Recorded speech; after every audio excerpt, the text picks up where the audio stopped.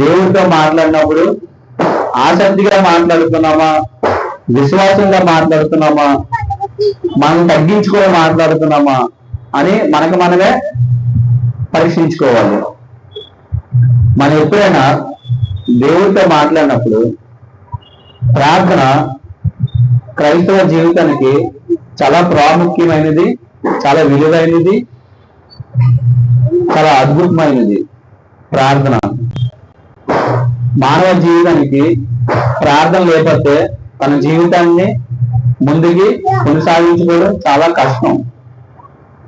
ప్రార్థన బట్టి అనేక గొప్ప కార్యాలు మన బైబిల్లో చూసుకున్నట్లయితే అందరికీ తెలిసిందే. అలాగే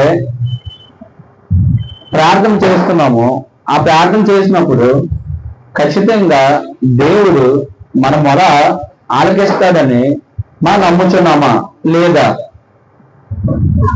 ప్రార్థన చేయడం గొప్పతనం కాదు, ప్రార్థన చేసి ఆ ప్రార్థన ద్వారాగా దేవుడు ఆలకిస్తున్నారు, ఆయన ప్రతి ఫలం దయచేస్తారని మనం నమ్ముతున్నామా లేదా? కానీ చాలా మంది నమ్మరు. ప్రార్థన చేస్తే ఖచ్చితంగా దేవుడు ఆలకిస్తాడు. కనీసం దేవుడు ప్రార్థన ఆలకిస్తారని ఆలోచన ఉందా లేదా ఎవరికైనా? ఇప్పుడు మనం ఎవరికైనా ఒక మొబైల్ తీసుకొని కాల్ చేస్తాం, ఫోన్ చేస్తాం, అది ఏ కంట్రీలో ఉన్నా సరే ఇక్కడి నుంచి మనం మాట్లాడితే మన శబ్దం కూడా అక్కడికి వెళ్తుంది. అవునా కాదా? మన శబ్దం వెళ్తుంది, మన వాయిస్ అక్కడికి వెళ్తుంది. పక్కన లేము, వేరే కంట్రీలో ఉన్నా, అది ఎక్కడైనా అవ్వచ్చు, అది హైదరాబాద్ అవ్వచ్చు, దుబాయ్ అవ్వచ్చు, ఏ కంట్రీ అయినా, ప్రతి ఏ దేశానికి వెళ్ళినా సరే మనం ఫోన్ చేస్తే మాట వినబడుతుంది. మరి అంత దూరం ఉన్నప్పుడు మనిషికి ఒక మొబైల్ ద్వారాగా మాట వినబడుతుంది. అంత దూరం ఉన్నప్పుడు మరి నువ్వు మోకాలేసి నువ్వు ప్రార్థన చేస్తే నీ పరలోకపు తండ్రి మరి ఆలకించరా?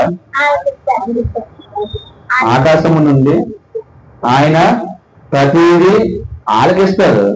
ఆలకిస్తారని ఆ విశ్వాసం నుంచి మనం ప్రార్థన చేయాలి.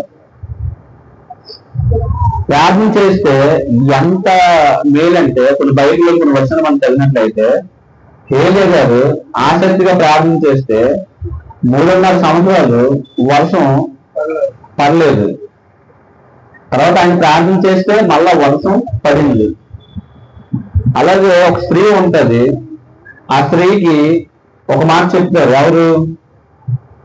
దేవుడు ఏలియా ద్వారాగా ఒక మాట చెప్తారు, నీ బుద్ధిలోను నూనె అవ్వదు, అలాగే పిండి కూడా అవ్వదని చెప్తారు. నీ తొట్టిలో పిండి కూడా అవ్వదని వర్షం పడిందాక. కానీ అలాగే చెప్పిన వెంటనే జరుగుతుంది కూడా. మన బైబిల్లో చదువుదాం, వాక్యం చదివినట్లయితే మొదటి రాజులు 17వ అధ్యాయము 14వ వచనము 10వ వచనంలో మనం చదివినట్లయితే, భూమి మీద యెహోవా వర్షము కురిపించే వరకు నీ తొట్టులో తొట్టని తెలుసు కదమ్మా, కొండ, నీ తొట్టులో ఉన్న పిండి తక్కువ కాదు. స్త్రీకి చెప్తున్నారు, తక్కువ కాదంట, తక్కువ కాదు. బుడ్డిలో నూనె అయిపోదని, బుడ్డిలో నూనె అవదంట. అది వస్తూనే ఉంటుంది. ఆ పిండి అనగా ఆ నూనె అనగా వస్తూనే ఉంటుంది, తగ్గట్లేదు. కానీ ఎవరు మాట ఇచ్చాడు అక్కడ? దేవుడు. ఇశ్రాయేళ్ల దేవుడైన యెహోవా సెలవిస్తున్నాడు. అంతటా ఆమె వెళ్ళి ఏలియా చెప్పిన మాట చొప్పున చెయ్యగా అతడును ఆమె ఇంటి వారందరూ అనేక దినములు భోజనము చేయించు వచ్చింది. ఆ ఒక స్త్రీయే కాదు, ఆ ఇంటి వాళ్ళందరూ భోజనం చేయించు వచ్చేది. అప్పుడు ఏంటి? తొట్టులే. అప్పుడు తొట్టులే ఉండేవి, భోజనము చేయించు వచ్చేవారు ప్రతి ఒక్కరు. యెహోవా ఏలియా ద్వారా ఎవరి ద్వారా చెప్పారమ్మా? దేవుడు ఏలియా ద్వారాగా యెహోవా ఏలియా ద్వారా సెలవిచ్చిన ప్రకారము తొట్టిలో ఉన్న పిండి తక్కువ కాలేదు, బుడ్డిలో ఉన్న నూనె అయిపోలేదు. అంటే దేవుడు చెప్తే అవుతా.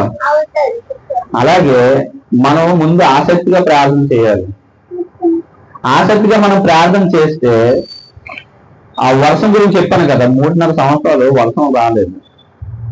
ఎవరు ప్రార్థన చేశారు? ఒక మనుషుడే, ఒక వ్యక్తే. అంటే దేవుని యందు అంత నమ్మకంగా ఉన్నారు ఏలియా గారు. చదువుదాం. మనం కూడా ప్రార్థన చేసినప్పుడు మన విశ్వాసంగా ఆసక్తిగా ప్రార్థన చేయాలి దేవుడికి. ఒక ఉదాహరణ చెప్తాను మీకు. ఒక వ్యక్తి మనతో మాట్లాడినప్పుడు ఆ వ్యక్తి మాటలు బట్టి కొంతమంది, అందరూ కాదు, కొంతమంది మాటలు బట్టి మనకి ఏదైనా విషయంలోనూ ధైర్యం చెప్పినప్పుడు ఆ మాటలు బట్టి మనకి ఎంత ధైర్యం వస్తుంది? ధైర్యం ఎక్కువ వస్తుంది. అంటే ఆ సంభాషణ, ఆ మనిషితో మనం సంభాషణ చేసినప్పుడు మనం చెప్పుకుంటాం, మన కుటుంబంలో కావచ్చు, అలాగే మన మిత్రులకి, ఎవరికైనా స్నేహితులకి చెప్పుకుంటాం. ఏది చెప్పుకుంటాం? మన ప్రాబ్లం ఏదైతే ఉందో, మనకి బాధ అయితే ఏదో ఉందో మనం చెప్పుకుంటాం, షేర్ చేసుకుంటాం. ఎవరికి? క్లోజ్ గా ఎవరైతే ఉన్నారో, అలాగే బంధువులు కానీ. ఎందుకు చెప్పుకుంటాం? నా ప్రాబ్లం క్లియర్ అవుతుందని. కానీ ఆ వ్యక్తి సంభాషణ చేసినప్పుడు ఆ వ్యక్తి మనకి ధైర్యం చెప్పినప్పుడు ఎంత ధైర్యం వస్తుంది మాట్లాడినప్పుడు? మరి ఒక వ్యక్తి చెప్పినప్పుడే అంత ధైర్యం వస్తుంటే, మరి దేవాది దేవుడు ప్రార్థన చేస్తే మరి ఆయన ఉత్తరం ఇస్తారు ఎవరా? ఆయన జవాబు ఇస్తారు ఎవరా? మరి దేవుడు మాట్లాడుతున్నాడు లేదా మనతో? ఇప్పుడు వాక్యం ద్వారాగా దేవుడు మనతోనూ మాట్లాడుతున్నారు. మరి మన ధైర్యం వస్తుందా లేదా? ధైర్యం రావాలంటే ముందు మనం ఏం చేయాలి? విశ్వాసం ఉంచాలి. మన ప్రార్థన ఖచ్చితంగా దేవుడు ఆలకిస్తారు, వింటారు. మనకు తగ్గినట్టు ఫలం కూడా దేవుడు ఇస్తారని నమ్మకం ఉంచారు ఫస్ట్ దేవుడి నిండా. చాలా మంది ప్రార్థన చేస్తున్నారు కానీ ఏదో మాట్లాడేస్తున్నారు. కన్నీటి ప్రార్థన అంటారు, ఏదో ప్రార్థన అంటారు. ప్రార్థన చేశామంటే మనం ఎలా ఉండాలంటే మన ప్రార్థన మనుషుల దగ్గర నువ్వు నటించొచ్చేమో కానీ దేవుడి దగ్గర నువ్వు ఏ ఉద్దేశంలో ప్రార్థన చేస్తున్నావు? అసలు నువ్వు దేని గురించి ప్రార్థన చేస్తున్నావు? దాని గురించి ముందు దేవుడు ముందే తెలిసిపోతుంది. మన ప్రార్థన ఎల్లప్పుడూ తండ్రి మీ ఎదుట నేను పాపం చేయకుండా జీవించాలి, యథార్థంగా జీవించాలి, విశ్వాసంగా జీవించాలి, మీతోనే ఎల్లప్పుడూ మీ సన్నిధిలో నేను ఉండాలని ఆ విధంగా ప్రార్థన చేయాలి. నాకు కారు కావాలి, ఇల్లు కావాలి, డబ్బు కావాలి, ఇవి కాదు. ముందు ప్రార్థన చేసినప్పుడు మన ప్రార్థన ముందు విశ్వాసంగా ప్రార్థన చేస్తే ఏం చేస్తారమ్మా? దేవుడు ఖచ్చితంగా దేవుడు ఆలకిస్తారు మన మొర. యోబు గ్రంథం మనం తెలిసినట్లయితే 5వ అధ్యాయము 17వ వచనము 18వ వచనం మనం చూసుకున్నట్లయితే ఏలియా మన వంటి స్వభావం గల మనుషుడే. ఆసక్తితోనూ వర్షం పడకున్నట్లు ఏం చేశారు? ఆసక్తిగా ప్రార్థన చేశారు. 3.5 సంవత్సరములు. ఎన్ని సంవత్సరాలమ్మా? 3.5 సంవత్సరములు వరకు భూమి మీద వర్షం పడలేదు. ఆయన ప్రార్థన చేశారు. అతను మరలా ప్రార్థన చేయగా ఆకాశము వర్షం ఇచ్చును, భూమి తన ఫలం ఇచ్చును. వర్షం ఉంటే కదా ఈరోజు మనకి భూమి మీద పంట పండాలన్నా, ఆ రైతు బతకాలన్నా, ఒక ఫలం కావాలన్నా వర్షం పట్టే కదా. దేవుడు ఆ వర్షం ద్వారాగా ఎంతో జనాభాను పోషిస్తున్నారు పంట. అంటే ఆ విధంగా మనం ఆసక్తిగా చేయాలి ప్రార్థన. ఏదో మాట్లాడేస్తున్నామని కాదు ప్రార్థన, విశ్వాసంగా ఆసక్తిగా చెయ్యాలి. మన స్త్రీ గురించి మాట్లాడుకున్నాం. నూనె పిండి అవలేదు కదా. తన కుమారుడు ఏం చేస్తాడంటే చనిపోతాడు ఒక సమయంలో. కుమారుడు చనిపోయిన వెంటనే ఏలియా గారు తన ప్రార్థన చేసిన వెంటనే ఆ కుమారుడు తిరిగి లేస్తాడు. అంటే మనం చదువుకున్నాం, ఆయన ఎలా ప్రార్థన చేస్తున్నారు ఏలియా గారు? ఏదో మళ్ళీ మాట్లాడేస్తున్నారా దేవుడితో? దేవుడితో మాట్లాడామంటే మనం ఒక పెద్ద వ్యక్తి దగ్గరికి వెళ్ళినప్పుడు చెయ్యిలు కట్టుకోను ఎంతలాగా మనకు మనమే తగ్గించుకుంటాము, అవునా కాదా? ఒక పెద్ద వ్యక్తి దగ్గరికి వెళ్ళినప్పుడు మనం ఏం చేస్తామమ్మా? చెయ్యిలు కట్టుకోను మణిగి తగ్గించుకొని మాట్లాడుతాం. మన దేవుడితో మాట్లాడినప్పుడు మనం ఎలా మాట్లాడుతున్నాం? మనం కూడా తగ్గించుకోను మనము ఏం చేయాలి? తగ్గించుకొని దేవుడి వైపు దృష్టి పెట్టి ఆసక్తితో ప్రార్థన చేయాలి. మనం ఏ విధంగా చేయాలి? ఆసక్తితో ప్రార్థన ఫలిస్తుంది. ఆసక్తి అంటే నిజంగా నా తండ్రితో మాట్లాడుతున్నాను, నిజంగా నా దేవుడితో మాట్లాడుతున్నాను, నిజంగా దేవుడు నా మొబైల్ ఆలకిస్తారు. ఇందాక చెప్పాను, ఒక మొబైల్ తో మాట్లాడితే ఏ కంట్రీలో ఉన్నా ఏ దేశంలో ఉన్నా సరే మన వాయిస్ మన శబ్దము అక్కడ ఆ మనిషి వెళ్తాడు మాట ద్వారాగా. అంత లాంగ్లో ఉన్నప్పుడు ఆ మనిషి వెళ్తున్నాడు. ఈ భూమి మీద ఆకాశం నుంచి దేవుడు చూస్తున్నారు. ప్రార్థన చేస్తే దేవుడు ఆలకిస్తారని మనం నమ్మాలి. ప్రార్థన చేసిన చిన్న బిడ్డ ఏం చేస్తాడు? లేచిపోతాడు వెంటనే. అంటే ఆసక్తి ప్రార్థన అలా ఉంటుంది. ఈరోజు మన ఇంట్లోనూ కార్యక్రమాలు జరగాలన్నా, మనం ఇంకా ఆనందంగా దేవుడు జీవించాలన్నా అందరి కొరకు కూడా మనం ప్రార్థన చేయాలి, ఆసక్తిగా ప్రార్థన చేయాలి. అలాగే ఇంకోటి విశ్వాసంగా ప్రార్థన చేయాలి. చదువుదాం పరిశుద్ధ గ్రంథం నుంచి మనం వాక్యం చదివినట్లయితే మొదటి రాజులు 17వ అధ్యాయము 22వ వచనం. యెహోవా దేవుడు ఏలియా చేసిన ప్రార్థన ఆలకించారు లేదా? ఆలకించి ఆ చిన్నవానికి ప్రాణము మరలా రానిచ్చినప్పుడు వాడు బ్రతుకును. మళ్ళా రానిచ్చారు. నిజంగా ఈరోజు మనకి నిజంగా మన ఏ టైంలో మనం చనిపోతామో తెలియదు. దాన్ని కూడా గ్యారెంటీ లేని జీవితం మంది. మన ఈ భూమిని బ్రతికినప్పుడు ఎవరికి మనం హాని చేయగలదు. మనం అందరూ ప్రేమించాలి.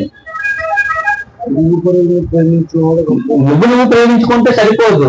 యేసు ప్రభువు అది చెప్పట్లేదు. మనకు మనం ఎంతగా ప్రేమించుకుంటామో నీ పొరుగువాడిని, నీ బంధువునైనా, నీ పొరుగువాడినైనా, ఆఖరికి శత్రువునైనా ప్రేమించమంటున్నాడు దేవుడు. మనం ప్రేమించాలి అందరినీ సమాజంలో. ఆ ప్రేమ ఎప్పుడు జరుగుతుంది? మన ఆసక్తిగా సంభాషణ మన దేవుడికి దగ్గరగా ఉండాలి. దేవుడి దగ్గర ఉండాలంటే మనం ఏం చేయాలమ్మా? ప్రార్థనలోనూ ఎక్కువగా సావాసంలో ఉండాలి. కన్నీటి ప్రార్థన చేసేస్తున్నాము, గుండ్లు బాధేసుకుని ప్రార్థన చేసేస్తున్నాము, ఉపవాసం ప్రార్థన చేసేస్తున్నాము అంటే సరిపోదు. నీ ప్రార్థన దేవుడికి ఇష్టంగా ఉందా లేదా? నీ అవసరం నిమిత్తం ప్రార్థన చేస్తున్నావా? దేవుడికి ఆయన తండ్రి మనం పిల్లలమై ఉన్నాము, ఆయన దగ్గరగా మన ఆత్మ జీవితం విశ్వాసం పెంచుకుందామని ప్రార్థన చేస్తున్నావా? చాలా మంది ఏం చేస్తారంటే ప్రార్థన వాళ్ళ అవసరం నిమిత్తం ప్రార్థన చేస్తారు. మా కుటుంబం బాగుండాలి, నాకు ఇల్లు కొనుక్కోవాలి, కారు కొనుక్కోవాలి, డబ్బు సంపాదించాలి, బాగుండాలని ప్రార్థన చేస్తారు. కానీ తండ్రి నా కొరకు ఈ భూమి మీదకి వచ్చి ప్రాణం పెట్టారు, నేను ఈ భూమి మీద మీకు ఎల్లప్పుడూ మీకు భయంకరంగా జీవించదని ఎవరు ప్రార్థన చేయరు. ఈరోజు మన దేవుడిని ఎదిగితే ఖచ్చితంగా మనకి ఆయన ఫలం దయచేయరా? ఇస్తారు. తల్లిదండ్రులే ఇస్తున్నారు పిల్లల కొరకు. ఎందుకంటే పిల్లలు కన్నారు కాబట్టి తల్లిదండ్రులు పిల్లలకి ఇస్తున్నారు. మరి దేవాది దేవుడు ప్రాణం పెట్టే నీకు రక్షించారు. మరి నీకు ఎలా విడిచిపెట్టేస్తారు చెయ్య? అలాగే ప్రార్థన గురించి ఎందుకు చెప్తున్నానంటే మన ప్రార్థన సీరియస్ గా తీసుకెళ్ళి ప్రార్థన అనేది నిజంగా ప్రార్థన మనం చేస్తున్నామంటే మనం తగ్గించుకోను మన హృదయాన్ని దేవుడికి ఇవ్వాలి. ఆసక్తితోనూ విశ్వాసంతో మనం ప్రార్థన చేయాలి. ఏదో మోకాలు వేస్తే మామూలు మాట్లాడేస్తే సరిపోదు. మన ప్రార్థన దగ్గరగా ఉండాలి దేవుడికి. మన ప్రార్థన దగ్గరగా ఉందంటే మనం ఏం చేయాలి?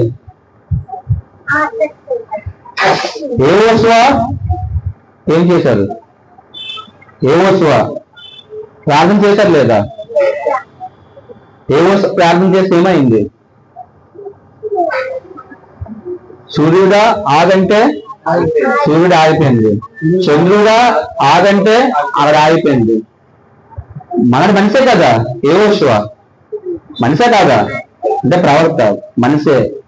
అంటే ఆయన విశ్వాసం, ఆయన ఆసక్తి, అంటే ప్రార్థన చేస్తే ఖచ్చితంగా దేవుడు నాకు నిజంగా ప్రతిఫలం దయచేస్తారు, నా మొర ఆలకిస్తారని నమ్మాలి ఫస్ట్. కానీ యెహోషువ గారు ఏం చేస్తారంటే ప్రార్థన చేస్తారు. సూర్యుడు ఆగంటే సూర్యుడు ఆగిపోద్ది, ఒక కాలం ఆగిపోద్ది, ఒక రోజు. చదువుదాం, ఈ నా మాటలు కాదు, దేవుడు చెప్పే మాటలే. యెహోషువ గ్రంథము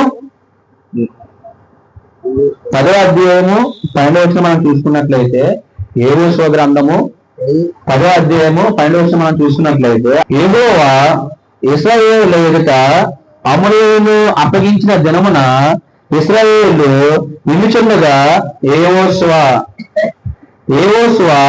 యెహోవాకు ప్రార్థన చేసును. ఎవరికమ్మా? దేవుడికి. యెహోషువ దేవుడికి ప్రార్థన చేశారు. సూర్యుడా నీవు గిబ్యలోను నిలువము, గిబ్యలోను నిలువము. అయిపోయింది అక్కడ సూర్యుడు, అలా నిలువము. చంద్రుడా నీవు అయ్యలోను లోయలో నిలువము. చంద్రుడా అంటే యెహోషువ ప్రార్థన చేస్తే సూర్యుడే ఆగిపోయింది, చంద్రుడే ఆగిపోయింది. ఒక కాలం అంటే రోజు. అంటే అర్థమవుతుందా? అంటే దేవుడు ఒక మానవుడు మొర ఆలకిస్తున్నాడు లేదమ్మా? అమ్మ అర్థమవుతుంది ఇప్పుడు నేను చెప్పిందంత. ఈరోజు మనం భ్రమలో ఉంటాం. ఏ భ్రమ తెలుసా? మనం ప్రార్థన చేస్తే దేవుడు ఎందుకు ఆలకించరు, ఆ భ్రమలో ఉంటాం. మరి యెహోషువ ప్రార్థన చేస్తే సూర్యుడు ఆగిపోయిందా లేదా? ఏలియా ప్రార్థన చేస్తే వర్షం పడకంట, 3.5 సంవత్సరం పడకంట, ఆగిందా లేదా? మళ్ళీ బిడ్డను బతికించాలి లేదా? దేని ద్వారా అదమ్మా? అంటే ప్రార్థన. అంటే ప్రార్థన ఏ విధంగా ఉండాలి? అందులో మనం చేస్తున్నామా? మన తండ్రి ప్రాణం పెట్టే దేవుడి దగ్గరికి మనం ప్రార్థన చేస్తున్నామా? దగ్గరగా విశ్వాసం ఎలాగ వస్తుందంటే మనం దేవుడితోనూ సావాసంలో ఎల్లప్పుడూ ఉండాలి. ఏదైనా ఒక వ్యక్తి ఒక విద్య నేర్చుకుంటే, ఒక పైస్ నేర్చుకుంటే అది రోజు వర్క్ చేస్తే అది ఎలా ఉంటుంది? షార్ప్గా ఉంటుంది. అలాగే నోట్స్ బుక్ చదివితే డైలీ ఏముంటది? ప్రాక్టీస్ బట్టి స్పీడ్గా ఉంటుంది. అలా ఎగ్జామినేషన్ అవ్వచ్చు. మన డైలీ ప్రాక్టీస్ చేస్తే ఏమవుతుందమ్మా? మన స్పీడ్గా ఉంటుంది. అలాగే మన దేవుడితో మనం డైలీ ఎల్లప్పుడూ ప్రార్థనలోను, పాటలు యందు, అలాగే చదవటి యందు మన దగ్గరగా ఉన్నాం మనకు దేవుడికి, అవి మనకి ఎలా ఉంది? ఆ సంభాషణ వేరా, మనం ఊహించలేము. ఆ ఆనందమే వేరా. నిజంగా మీరు ఖచ్చితంగా ఈ లోకంలో మనం ఆనందం ఉంటుంది, ఆ ఆనందము కొంతవరకే ఉంటుంది. గ్యారెంటీ ఇవ్వగలరు ఎవరైనా సరే? నీకు నాకు చావు లేదంటే ఎవరైనా చెప్తే నమ్ముతారు మీరు? నీకు మరణం ఉంది, నాకు మరణం ఉంది, అందరికీ మరణం ఉంది. మరణం తర్వాత ఇంకో జీవితం ఉంది కాబట్టి ఆ జీవితం వరకు మనం వేసుకోవాలని నమ్ముకోవాలి, అంతే తప్ప ఇంక వేరే ఉద్దేశం లేదు. ఆసక్తిగా మనం ఏం చేయాలమ్మా? ప్రార్థన చేయాలి. ఈరోజు దేవుడు గర్భఫలము ప్రతి ఒక్కరికి దయచేసేది ఎవరమ్మా? ఈరోజు మీకు అంతమంది పిల్లలు తెలియదు, ఆ ముగ్గురిని కూడా ఇచ్చేది దేవుడే. మీకు అందరికీ గర్భఫలము ఏదో ఇచ్చే బహుమానం దేవుడే ఇస్తున్నారు, అవునా కాదా? అంటే మన టాపిక్ ఏంటంటే, మన టాపిక్ దేవుడు మన మన మాటలు వింటున్నారని మనం నమ్మాలి. ఇప్పుడు నుంచి ఏం చెప్తున్నాను? దేవుడు మానవుడు మాటలు ఆలకిస్తున్నారు లేదమ్మా? అలాగే ఇస్సాకు గారు రెబెకా తన భార్య గొడ్రాలు తనకు గర్భఫలం లేదు. ఒక సమయంలోను ఇస్సాకు గారు యెహోవాకి మొరపెడతారనమాట. నా భార్య గొడ్రాలయ్యి ఉంది, అర్థమవుతుందమ్మా, గొడ్రాలయ్యి ఉండి బహుమానం కావాలని దేవుడికి వేడుకుంటారు. గొడ్రాలుగా ఉన్నా సరే దేవుడు ఏం చేస్తారు? ఇస్సాకు గారు మాట వింటున్నారు లేదా దేవుడు? అంటే ఇది ఎందుకు చెప్తున్నానంటే మనం నిజంగా మైండ్ లో ఫిక్స్ అయిపోవాలి, దేవుడు నిజంగా మన మొర ఆలకిస్తారు అని నమ్మాలి. అవునా కాదా? చదువుదాం వాక్యం. ఆదికాండము 25వ అధ్యాయము 21వ వచనం మనం చూసుకున్నట్లయితే, చెప్తున్నాను కదమ్మా, గొడ్రాలై ఉంది. ఎవరు? ఇస్సాకు భార్య, అబ్రాం గారు కుమారుడు ఇస్సాకు గారు. ఓకేనమ్మా? అంటే అర్థం చేసుకుని మనకి ఈ రోజు పిల్లలు లేకపోయినా సరే దేవుడు ఇస్తారు అని నమ్మాలి. ఆ విశ్వాసం మీకు ఉందా లేదమ్మా? కొంతమంది జరిగిందా లేదా కార్యాలు? జరుగుతాయి 100% గా. చదువుదాం. ఆదికాండము 25వ అధ్యాయము 21వ వచనం మనం చదివినట్లయితే, ఇస్సాకు భార్య గొడ్రాలు గనక అతడు ఆమె విషయమై యెహోవాకు వేడుకొనెను. చెప్పాను కదమ్మా, ఏం చెప్పాను? వేడుకుంటే తనకు తాను తగ్గించుకోవాలా. మనం ప్రార్థన చేసినప్పుడు మనం ఏ విధంగా తగ్గించుకుంటున్నాము? దేవుడితో మనం మాట్లాడుతున్నాం, సర్వశక్తిమంతుడు దేవుడితో మాట్లాడుతున్నాము. అందరితో మాట్లాడేది మనం మాట్లాడేస్తున్నామా? దేవుడితో మనం ఏ విధంగా మాట్లాడుతున్నాం? మనం మామూలు ఒక మనిషిను అని జ్ఞాపకం చేసుకోను.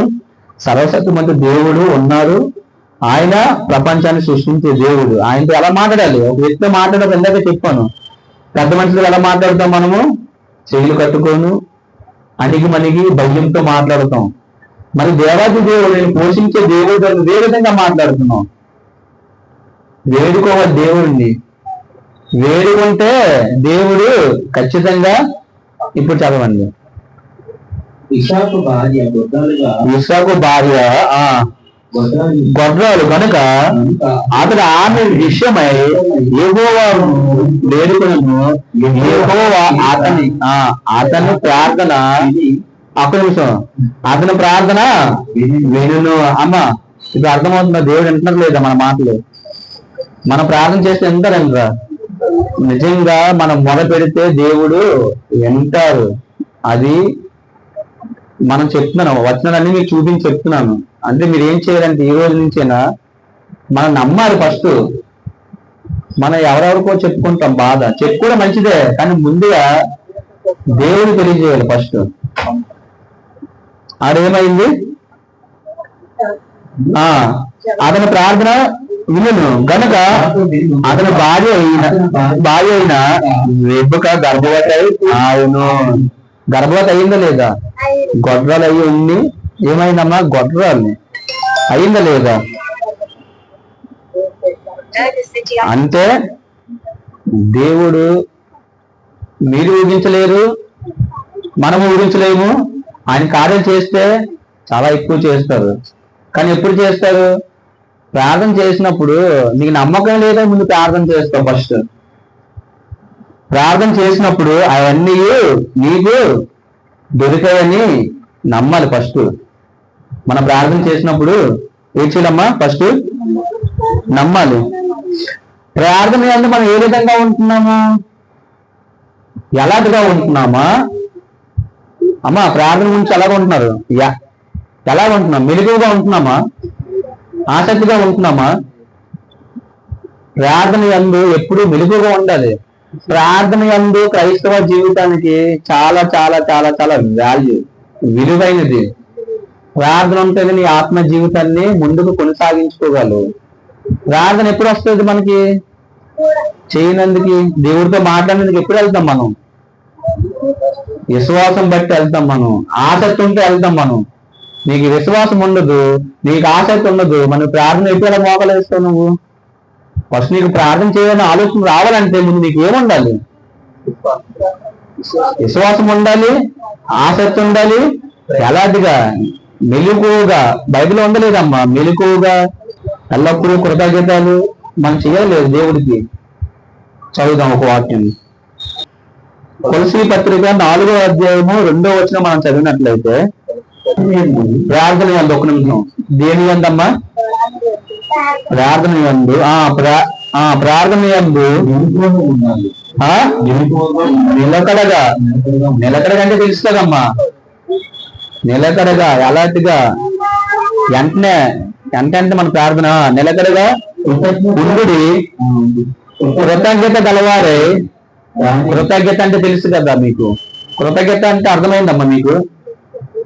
అక్క ఇప్పుడు ఉద్దేశండి, కృతజ్ఞత అంటే అర్థమైంది కదా మీకు? మీకు మేలు చేసే వారికి మనం ఏం చేయాలి? థ్యాంక్స్ చెప్పాలి. చెప్తామా లేదా?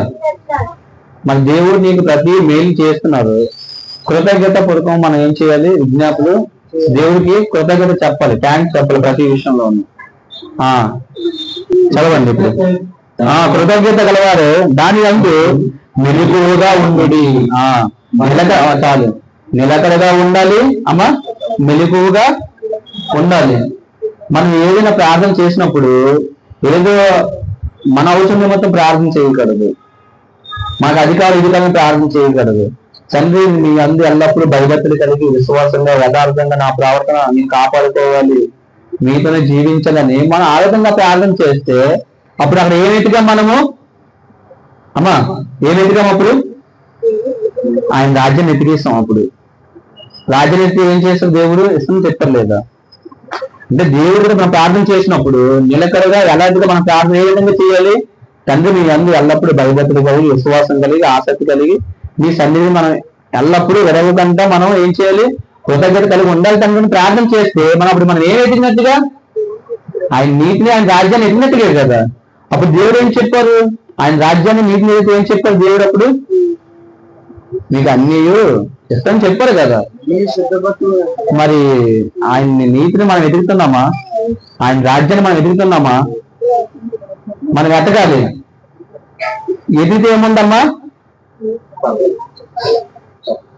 అలాగే ప్రార్థన మనం చేస్తే దేవుడు ఎంత గొప్ప కార్యాలు చేస్తారంటే, పేతురు గారు ఉన్నారు ఒక ప్రాంతంలో, ఆయన వెళ్తుంటే ఇద్దరు శిష్యుల్ని పంపిస్తారు, ఇద్దరు వ్యక్తుల్ని. ఒక కుమార్తె చనిపోయి ఒక మేడగదిలో పెడతారనమాట, ఒక వ్యక్తిని, అది ఒక స్త్రీని. ఒక బిడ్డ చనిపోద్దమ్మా, ఒక స్త్రీ చనిపోయి వాళ్ళందరూ అక్కడ ఏడుస్తుంటారనమాట ఆ బిడ్డ గురించి. ఆ బిడ్డ గురించి ఏడుస్తుంటే ఆ టైంలో పేతురు గారు వెళ్తుంటారు. ఇద్దరు మనుషులు వచ్చి పేతురు గారి దగ్గర వేడుకుంటారు. కానీ పేతురు ఆ ఇద్దరితోనూ వెళ్ళి ఆ మేడగదిలోకి వెళ్ళి ఆ చిన్న బిడ్డను లేపేస్తాడు ప్రార్థన ద్వారాగా, బాగా లేసి. అంటే ప్రార్థన ఎంత ఫలిస్తుంది మీరు అర్థమవుతుందమ్మా? ప్రార్థన అంత ఫలిస్తుంది. మనం హృదయాన్ని అందరికీ చెప్పాను, విశ్వాసం ప్రార్థన ఉండాలి, ఆసక్తి ప్రార్థన ఉండాలి. మామూలు ప్రార్థన ఫలించదు, విశ్వాసం ప్రార్థనే ఆసక్తి ప్రార్థనే ఫలిస్తుంది. చదువుదాం ఒక వాక్యం. ఆమె పేరు ఏంటమ్మా? కబీత. కబీత ఆవిడ చనిపోద్ది, కానీ పేతురు గారు లేపేస్తారు, మోకాలిసి ప్రార్థన చేస్తారు. అపోస్తుల కార్యములు 9వ అధ్యాయము 40వ వచనం మనం చూసుకున్నట్లయితే, అపోస్తుల కార్యములు అతన్ని చూడండమ్మా. పేతురు గారు మీకు తెలుసు కదమ్మా, సగన శిష్యుడు, పెద్ద శిష్యుడు తెలుసు కదా మీకు ఆల్రెడీ. పేతురు అతనికి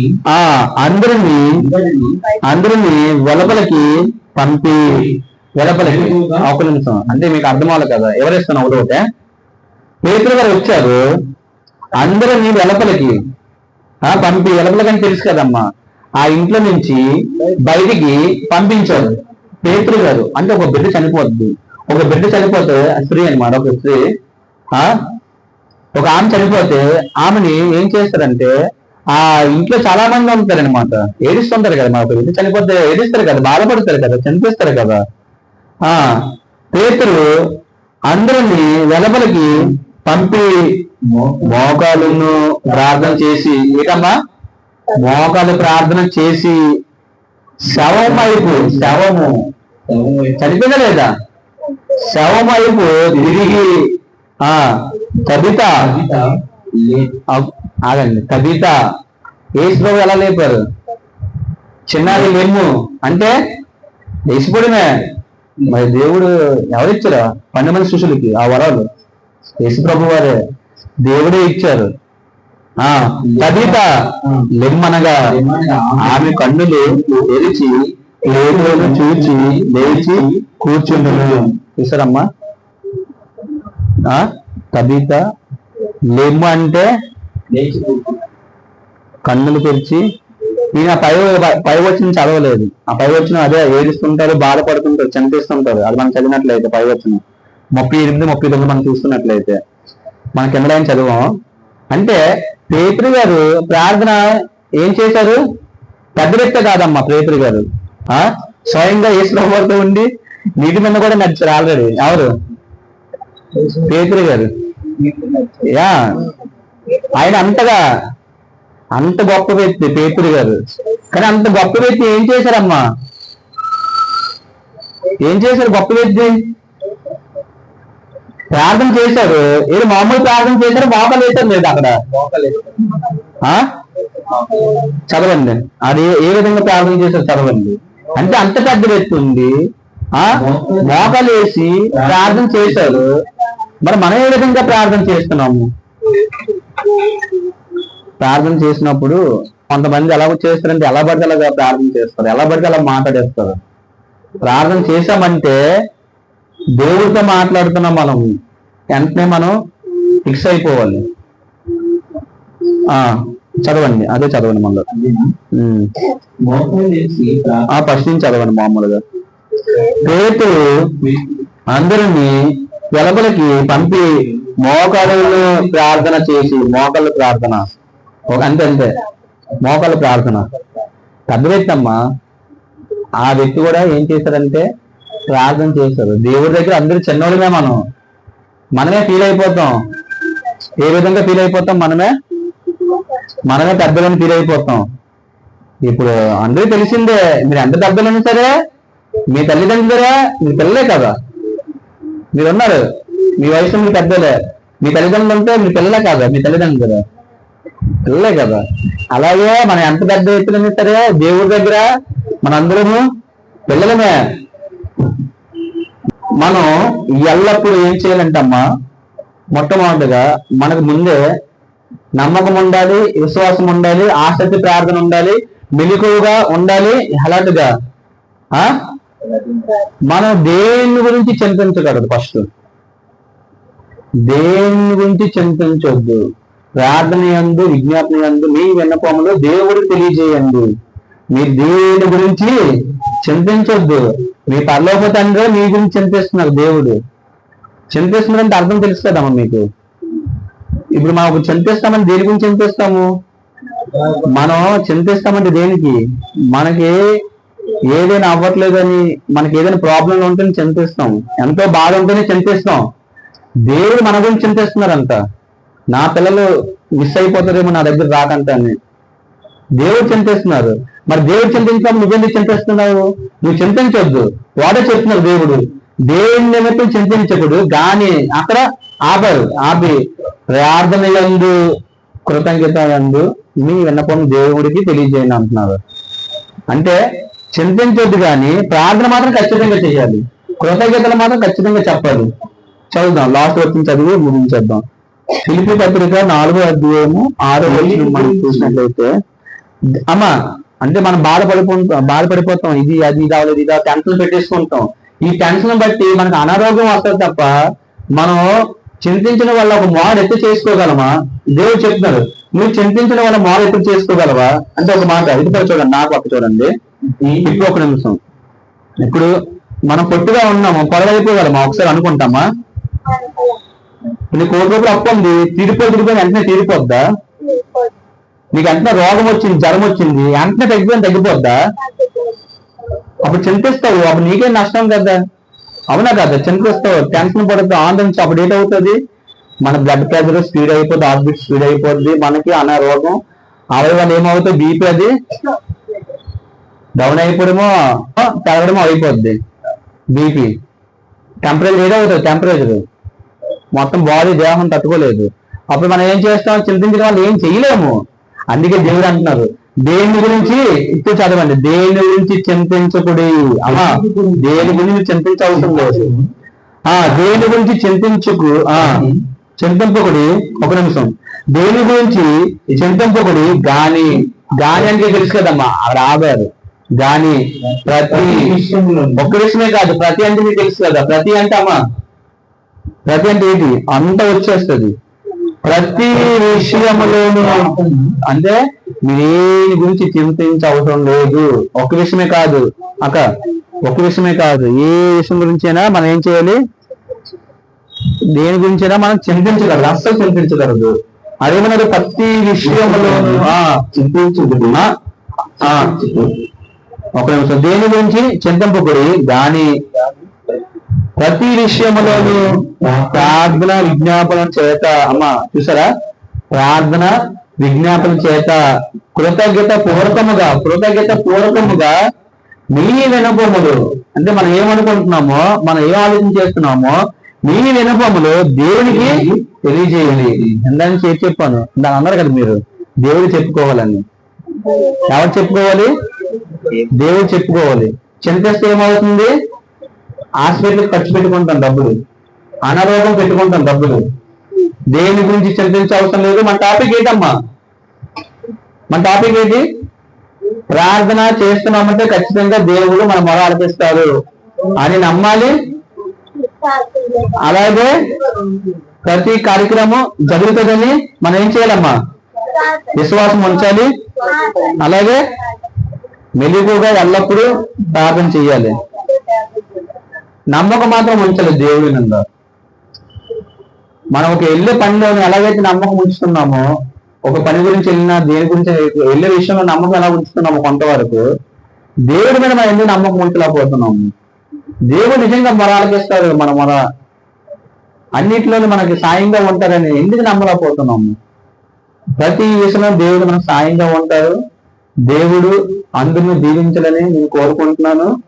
మీరు కూడా ఎల్లప్పుడూ ప్రార్థన చేయండి. దేవుడితో సావాసంగా మనం ఉందాం. అందరికీ వందనాలు. ప్రార్థన చేస్తాం.